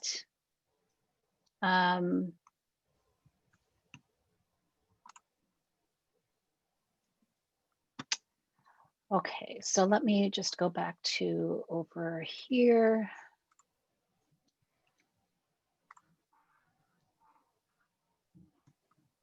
And I'm not certain if, hold on.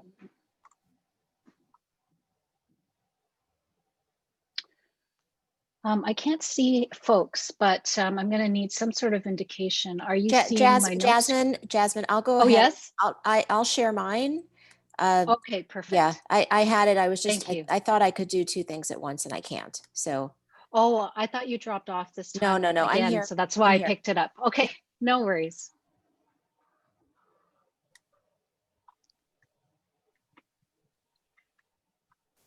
So I've got the affiliate sites up. Okay, I don't see it yet. Okay, here we go. Hold on. Sorry about okay. Yes, if you can bring it back to the CCNM clinical residency, that'll be great. Thank Perfect. you. Sorry about that. Oh, no, that's okay. Okay. All right. Okay, so you know, there's just like the other clinical sites, like what Dr. Dr. Garcia was talking about, like as in Bastyr, as well as in UNM, as well as at SCNM. There's some clinical training and supervision of interns at the respective clinics. There's also an opportunity for you to build your private practice. So for instance, in the first year, you have a half a day. The second year, you have a full day that's devoted for you to develop your private practice, because we want you to essentially grow as a clinician and be able to sustain a practice upon graduation from the residency. There's also an expectation of doing an approved research project at the end of the residency year. Next slide, please.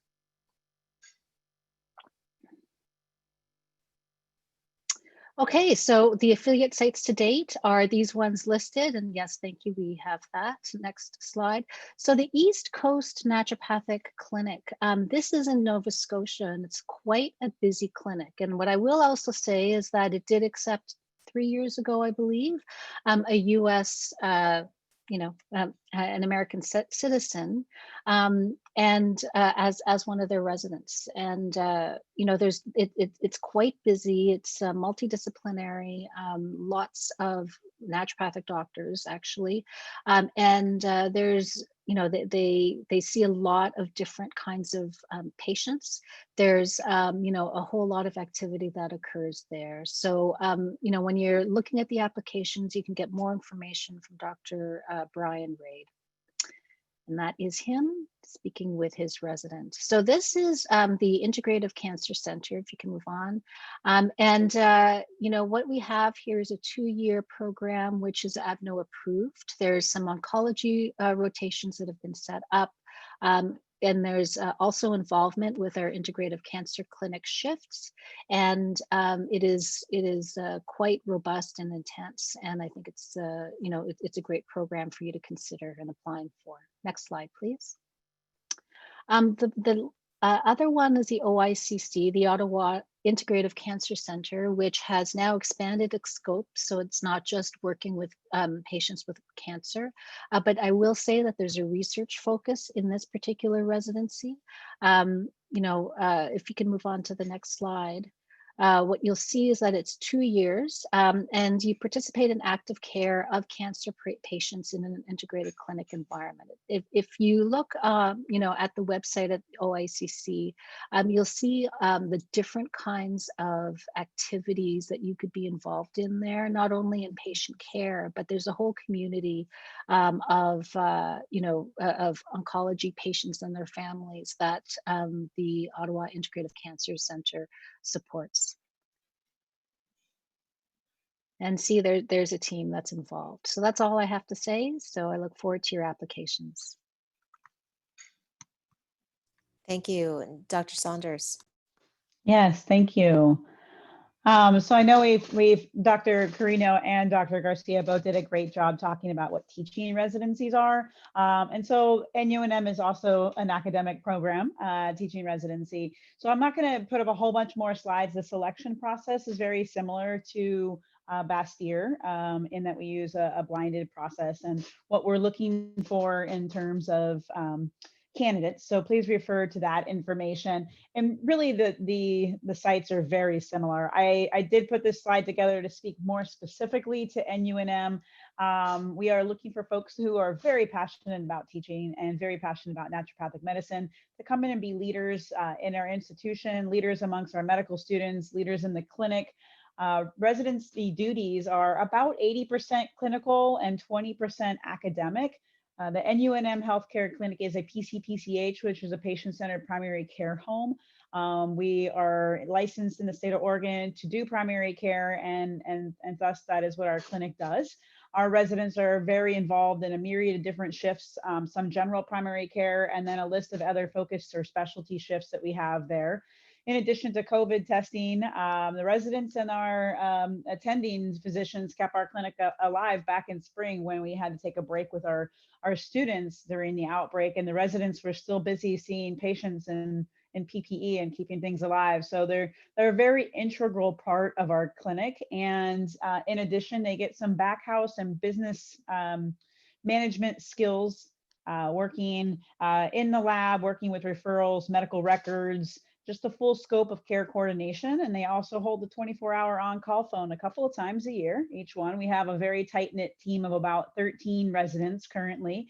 And because we are a primary care home for our state Medicaid in Oregon, we have a call phone that is able to answer questions for our patients, only our patients. So going down the right-hand side, so outside of clinic, the 4 to 6 shifts that you might have a week in various different capacities. We have some academic duties. We do a lot of sim labs. Our residents are involved in many different tutorials and labs. I just put a couple down there. We have a partnership with OHSU to use their simulator lab. So we have a cardio lab and a gastroenterology emergency lab.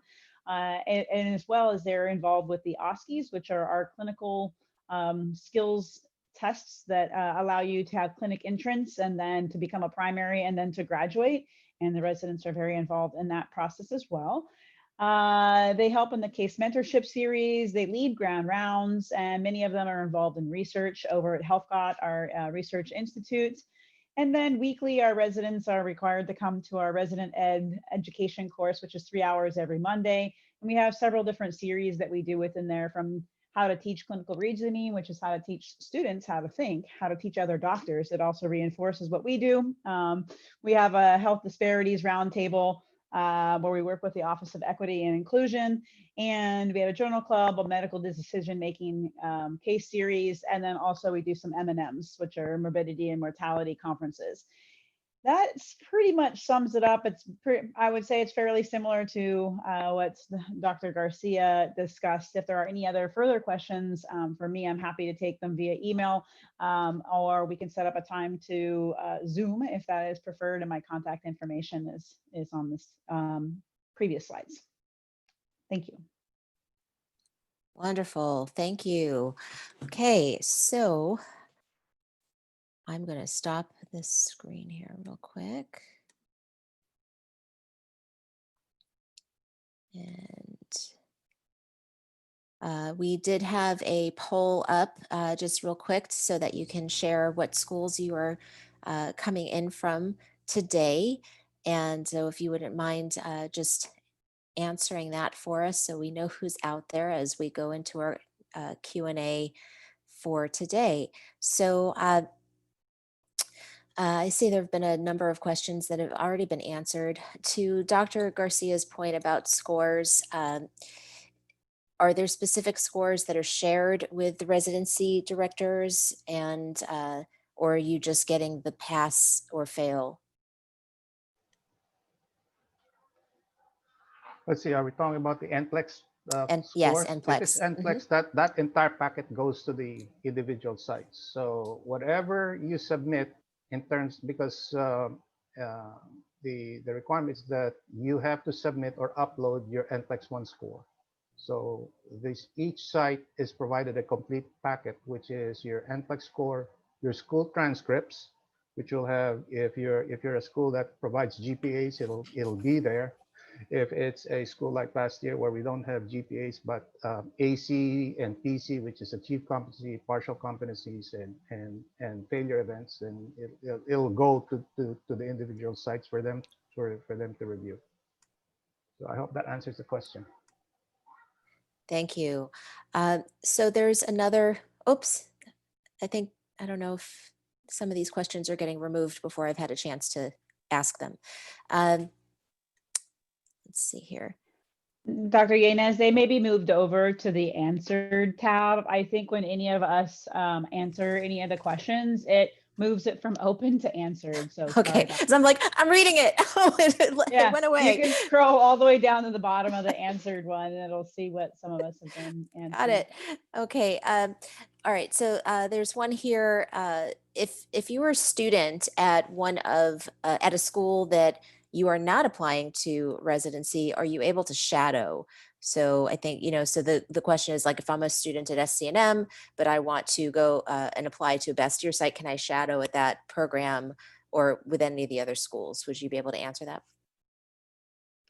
I think I did answer it, and that's why it disappeared from your screen. So I'll just say what I said.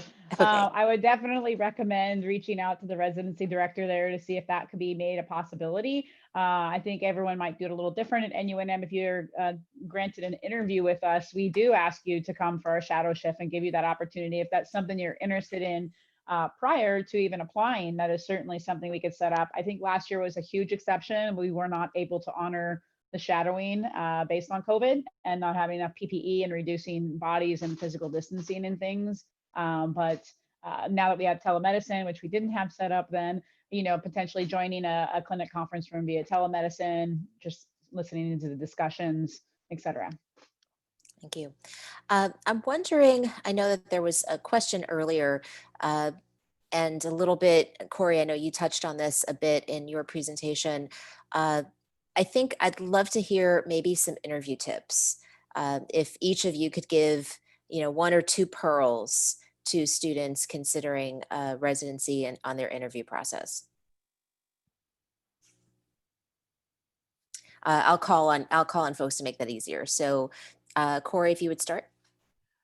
Man, well, I think I gave a couple of them. I guess I would say, yeah, just to reiterate what I said, I think the biggest thing is coming prepared with questions you have, right? Like, so, not just anticipating what they're going to ask you, but what you want to know of them or what you expect out of the residency. And, it's kind of like that relationship, right? Like put it all out on the table to start with, right? Because you want to kind of embark on the next 2 years and let's try to, as much as we can, because it's kind of that one chance, right? You have your application, but then that interview is like your one kind of shot to seal the thing. And I guess the only other tip I would give, which is it's the tinge right before the interview, is on your application. And this goes with an interview too, making sure you like customize things for each clinic. So I know we've had residency directors who, you kind of have a different cover letter for each application, which obviously as a student, you probably have a basic template, you know what I mean? That you probably customize, let's say you're applying for a few sites, but we've had different things where they've had like the wrong doctor's name or the wrong clinic's name in those cover letters. So not that you need to write everything from scratch, but making sure you double check. And when you're interviewing, you're like, okay, this is that clinic, not the other one, it might get confusing if you're applying to different sites, but I would say really keeping your ducks in a row and knowing who your audience is important. Yeah, if your language is generic, then they'll see you as generic on that paper, right? I would just say to research ahead of time. A lot of things have been mentioned about research, but this isn't really an interview tip more than it's like a strategy tip. Research the clinics you want to apply to now and think about what they're doing.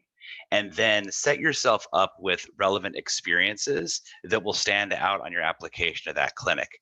As an example, a lot of clinics, we have an IV therapy suite not everybody has IV therapy training or wants to do IV therapy, but residents that apply to us that have shown that they've taken an interest in that or have, done the advanced coursework in IV therapy are going to generally have a leg up because we're going to see them as people that will be able to slot into what we do better.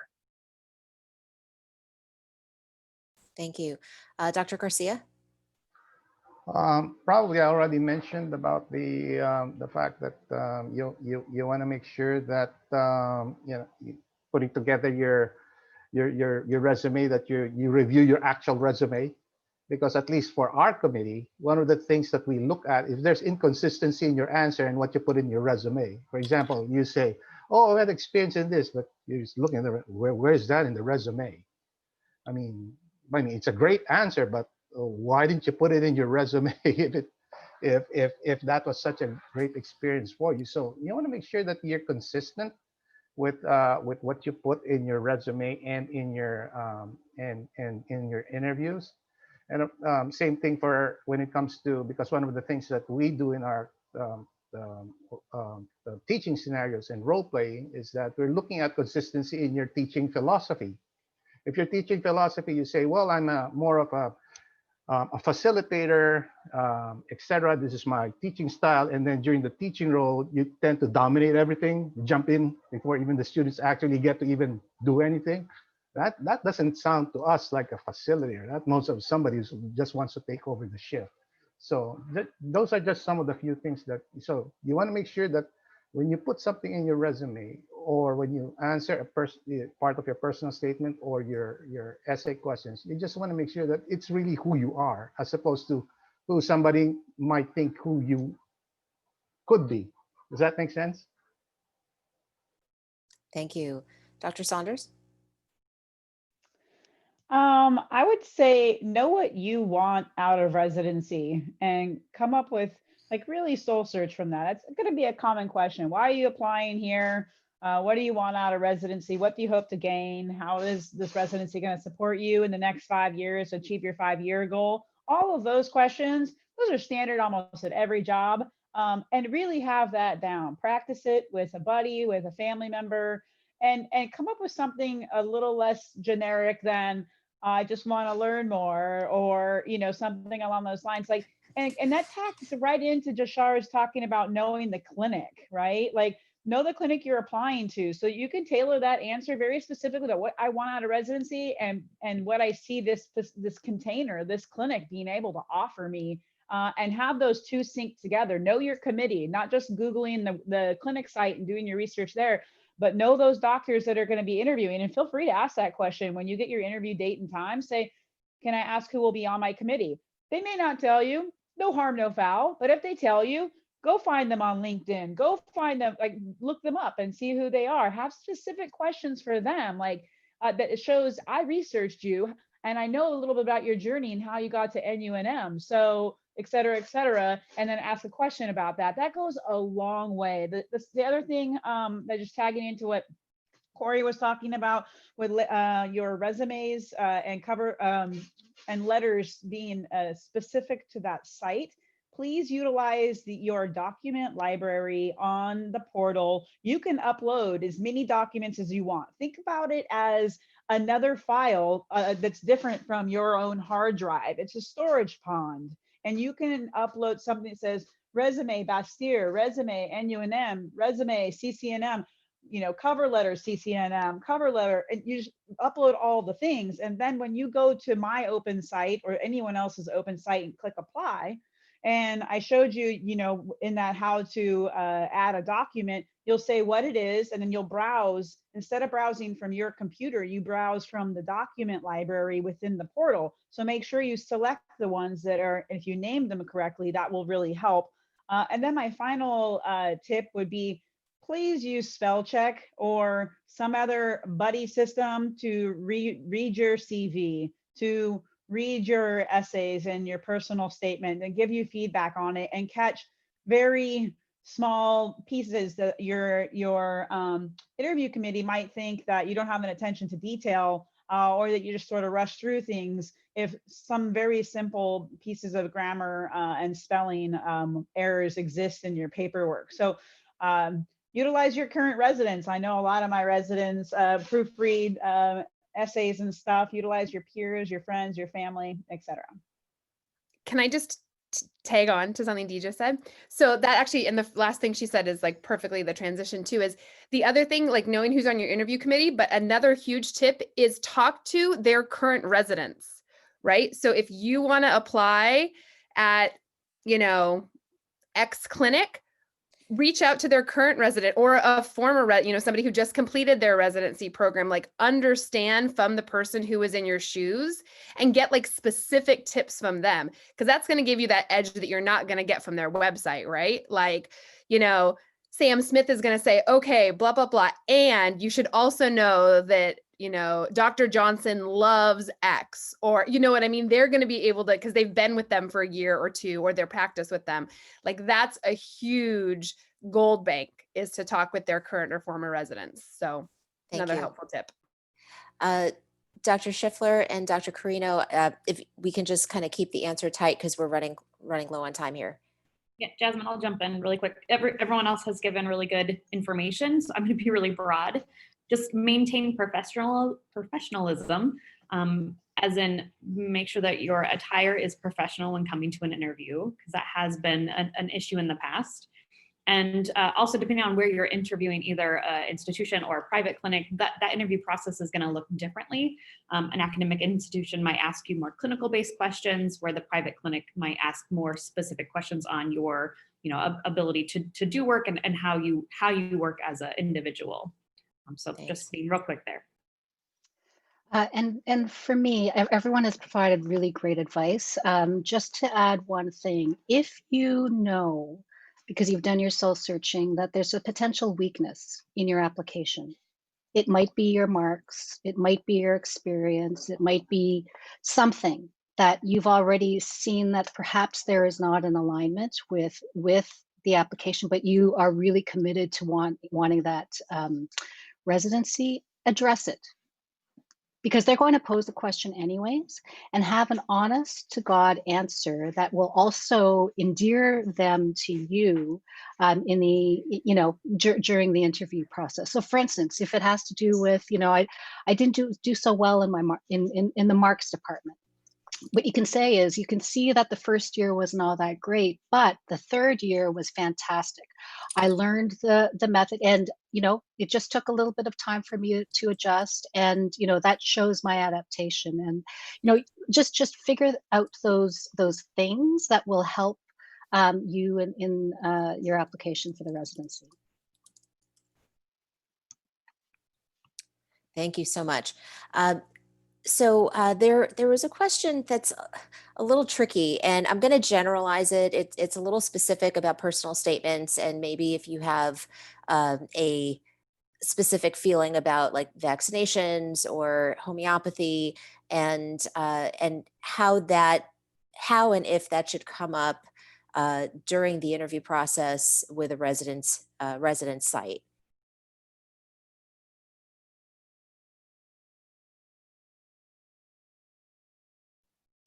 I'll just say I would be transparent about who you are, and I would make sure that you ask questions that are very important to you about the site you're placed in.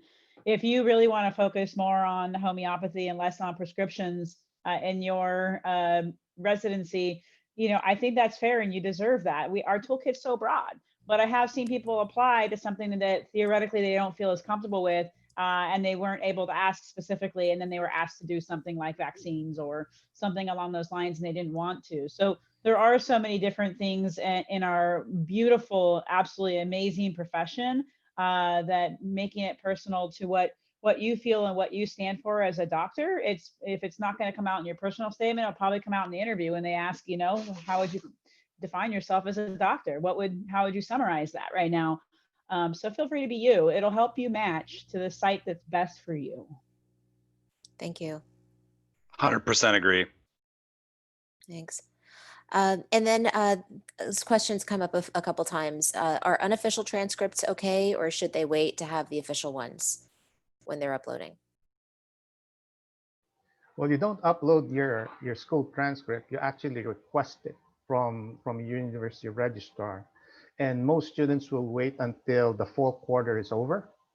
That's why, it really syncs up with the start of the application process. You want to make sure that when February 8th rolls around, that you actually, that's one of the first few things that you're going to send out to, which is a request for an official transcript.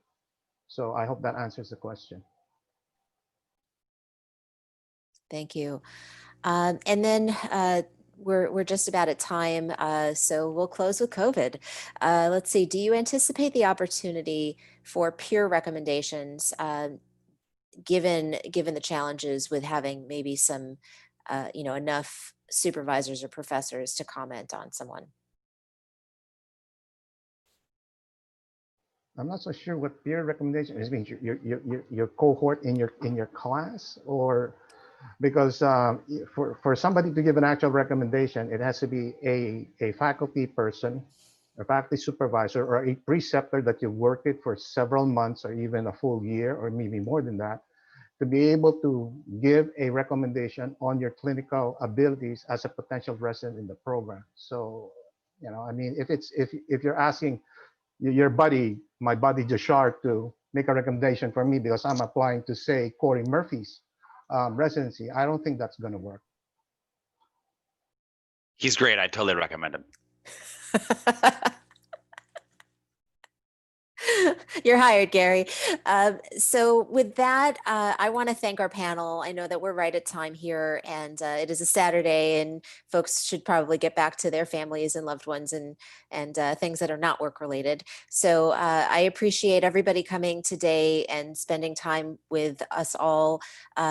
We had, I think, at one point over 180 folks in attendance. So this was a really great experience, I think, for us. If you have feedback for us at AANMC about how we can improve these in future, please let us know.